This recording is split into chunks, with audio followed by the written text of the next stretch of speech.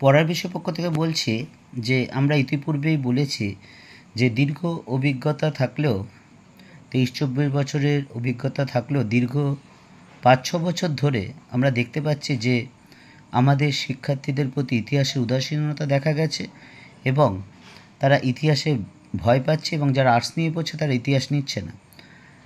কিন্তু পরবর্তীকালে কলেজে গিয়ে অনেকেই কি ইতিহাস নিতে বাধ্য হচ্ছে। কিন্তু আমরা জানি ইতিহাস একটি খুব গুরুত্বপূর্ণ সাবজেক্ট, কারণ সর্বভারতীয় চাকরির ক্ষেত্রে যে এমসিকিউ প্রশ্ন হয় তার একটা বিরাট অংশ কিন্তু ইতিহাসের উপর থাকে। কাজে আমরা পড়ার বিষয়ের পক্ষ থেকে একটা সিদ্ধান্ত নিয়েছি যে আমরা যদি ইতিহাসটাকে সঠিক পরিকল্পনার মাধ্যমে তোমাদের উপস্থাপন করতে পারি তাহলে তোমরা অবশ্যই বিষয়টাকে ভালোবাসবে এবং তাতে অনেক নাম্বার পাবে। এবং অনেক শিক্ষার্থী কিন্তু খাতার দেখতে গিয়েও দেখেছি যে অনেক শিক্ষার্থী মাধ্যমিকে 80-র উপরে পাচ্ছে। তার একমাত্র মূল কারণ হলো যে সঠিক পদ্ধতিতে পড়াশোনা করছে। কারণ যদি সঠিকভাবে তুমি পড়ো ইতিহাসটাকে তাহলে কিন্তু অনায়াসেই 80 বা তার বেশি পাওয়া সম্ভব। আমরা পড়ার বিষয় পক্ষ থেকে 2017 সাল থেকে এরকম পদ্ধতিতে পড়া শুরু হয়েছে। আমরা 2017 সাল থেকে যে প্রশ্নগুলো মাধ্যমিকে এসেছে সে এমসিকিউ হোক বা অবজেক্টিভ হোক বা 2 নম্বরে হোক আমরা চ্যাপ্টার হিসাবে দিয়েছি। তোমাদের যাদের দরকার ডেসক্রিপশন বক্সে দেখে নিও। এবং 4 নম্বরেও দিয়েছি। আমাদের আজকেরটা আরেকটা হলে রবীন্দ্রনাথের একটা প্রশ্ন আছে, সেটা হলে কিন্তু এই 6ষ্ঠ অধ্যায় পর্যন্ত অবজেক্টিভ কমপ্লিট হয়ে যাবে। 4 নম্বরের প্রশ্ন যেগুলো 2017 থেকে 2024 সাল পর্যন্ত এসেছে।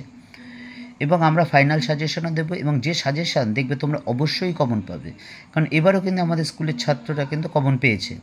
তা যাই হোক, আমরা চলো এইটা প্রশ্নটা 2023 সালে এসেছিল।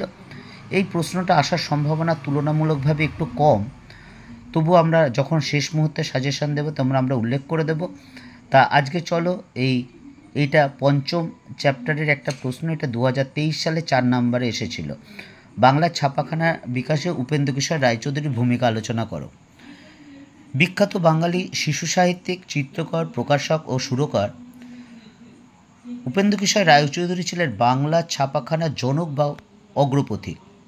সাদা কালোর যুগে তিনি 1913 সালে সন্দেশ পত্রিকা প্রকাশ করেন, একটা বিখ্যাত পত্রিকা।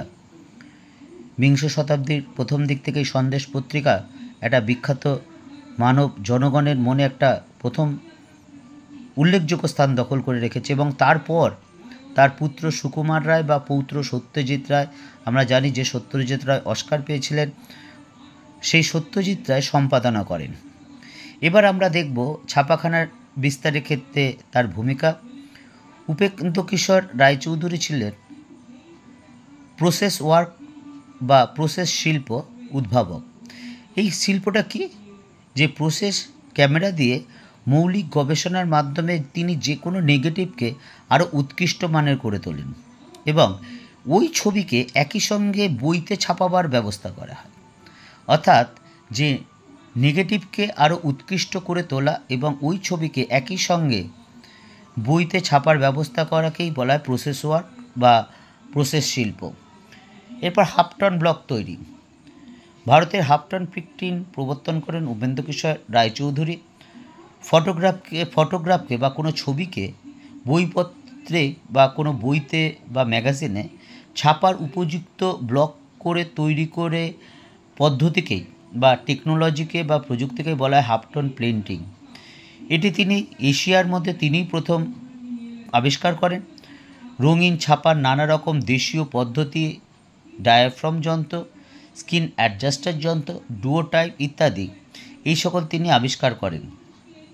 এছাড়া তিনি বিদেশ থেকে যন্ত্রপাতি ও বইপত্র আনিয়ে যে হাফটন ব্লক তৈরির বিদ্যা কিন্তু নিজেই আয়ত্ত করেছিলেন। অর্থাৎ বিদেশ থেকে যে বিভিন্ন বই বা যন্ত্রপাতি এনে তিনি নিজেই কিন্তু হাফটন ব্লক তৈরির বিদ্যা নিজেই আয়ত্ত করেছিলেন।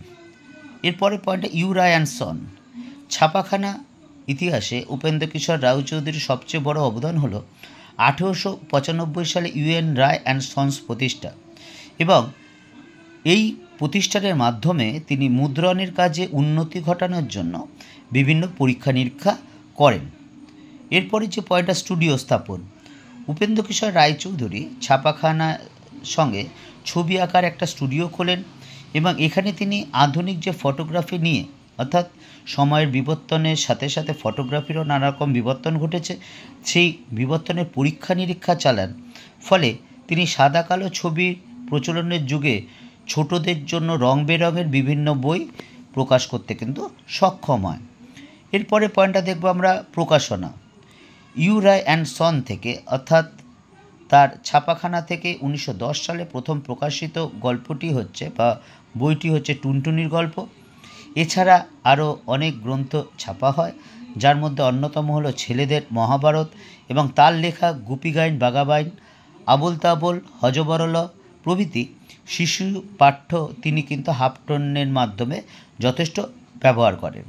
কাজেই উপরোক্ত আলোচনার পরিপ্রেক্ষিতে আমরা বলতে পারি যে এই ব্যক্তি অর্থাৎ উপেন্দ্রকিশোর রায়চৌধুরী ছিলেন একটি প্রাতঃস্মরণীয় ব্যক্তি। তার কারণ তিনি তার দক্ষতার মাধ্যমে, তিনি তার প্রতিভার মাধ্যমে, তিনি তার যোগ্যতার মাধ্যমে কিন্তু ছাপাখানার ইতিহাসের এক উজ্জ্বল জ্যোতিষ্ক, এবং তার প্রতিষ্ঠিত ইউএন রায় অ্যান্ড সন মুদ্রণ শিল্পে শুধু ভারতেই নয়, সমগ্র দক্ষিণ এশিয়ার অন্যতম একটা শ্রেষ্ঠ ছাপাখানার মর্যাদা লাভ করেন।